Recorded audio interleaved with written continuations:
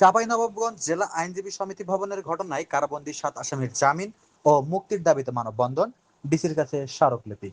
বিস্তারিত থাকছে মাহিদুল ইসলাম ফরহাদের ভিডিও প্রতিবেদনে। চাঁপাইনবাবগঞ্জ জেলা আইনজীবী সমিতি ভবনে সংঘটিত একটি অনাকাঙ্ক্ষিত ঘটনাকে কেন্দ্র করে দায়ের করা মামলায় দীর্ঘ ২.৫ মাস ধরে কারাবন্দী ৭ জন আসামির অবিলম্বে জামিন ও মুক্তির দাবিতে মানববন্ধন কর্মসূচি পালন ও জেলা প্রশাসকের কাছে স্মারকলিপি প্রদান করেছেন চাঁপাইনবাবগঞ্জ সদর উপজেলার সর্বস্তরের এলাকাবাসী। মঙ্গলবার ২৮ জুলাই সকাল ১০ ঘটিকায় জেলা প্রশাসক কার্যালয় চত্বরে মানববন্ধনে শতাধিক মানুষ অংশ নেন। পরে জেলা প্রশাসকের মাধ্যমে সংশ্লিষ্ট কর্তৃপক্ষের কাছে স্মারকলিপি প্রদান করা হয়। স্মারকলিপিতে উল্লেখ করা হয়, জেলা আইনজীবী সমিতি ভবনে একটি সালিশকে কেন্দ্র করে দুই পক্ষের মধ্যে হাতাহাতির ঘটনা ঘটে। ওই ঘটনায় দায়ের হওয়া মামলায় ৭ জনকে আসামি করা হয়। আবেদনকারীদের দাবি, ঘটনায় আইনজীবীরা সম্পৃক্ত থাকায় জেলার কোনো আইনজীবী অভিযুক্তদের পক্ষে আদালতে দাঁড়াতে বা আইনি সহায়তা দিতে আগ্রহী হচ্ছেন না। ফলে তারা দীর্ঘদিন ধরে ন্যূনতম আইনি সহায়তা থেকেও বঞ্চিত রয়েছেন। স্মারকলিপিতে আরো বলা হয়, ভুক্তভোগী পরিবারের পক্ষ থেকে নিঃশর্ত ক্ষমা চেয়ে জেলা আইনজীবী সমিতির সভাপতি ও সাধারণ সম্পাদকের কাছে আবেদন করা হলেও এ বিষয়ে কোনো ইতিবাচক সহযোগিতা পাওয়া যায়নি।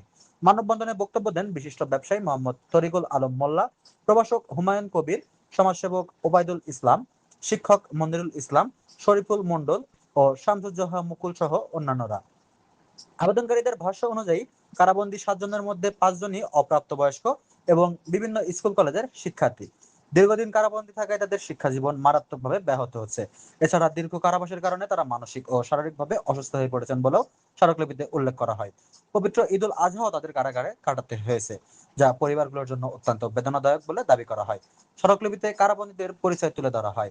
তারা হলেন মোহাম্মদ ইমাম হোসেন বাবরু, বয়স ৫০, মোহাম্মদ রমিন, বয়স ২২, মোহাম্মদ আকিব, বয়স ১৭, মোহাম্মদ কুইক আলী, বয়স ১৭, মোহাম্মদ জিদান, বয়স ১৬, মোহাম্মদ সিফাত আলী, বয়স ১৬ এবং মোহাম্মদ পরশ, বয়স ১৬।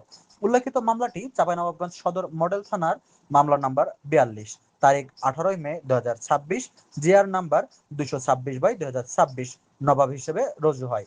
মামলায় দণ্ডবিধির ১৪৩, ৩২৩, ৩২৪, ৩২৫, ৩২৬, ৩০৭ ও ৩৪ ধারায় অভিযোগ আনা হয়েছে।